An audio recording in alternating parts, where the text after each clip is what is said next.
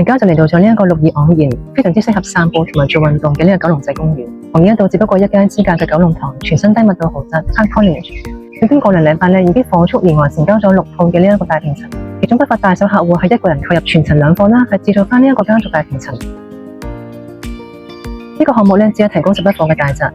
咁話咁快咧，而家全盤只剩翻仲有3年嘅幸運兒啦。分別就係呢一個咧地下蓮花園嘅複式戶啦。咁我早個排咧亦都拍攝咗呢一間嘅特色戶嘅，大家可以去重溫翻嗰條影片，同埋位於3樓嘅呢一個1400尺嘅3房大宅。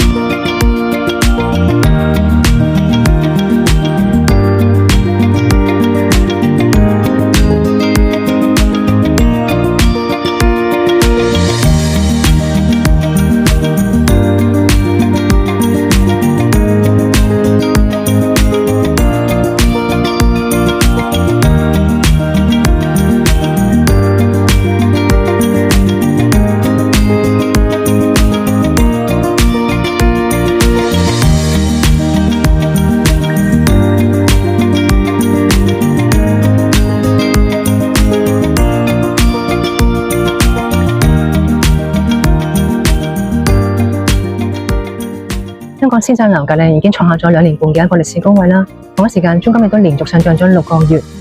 正式創下咗有史以嚟嘅一個最高嘅水位。無論你係自住、投資定係想換樓，而家都係一個黃金嘅轉角市良機。退貨嘅速度係快到我哋冇辦法想象，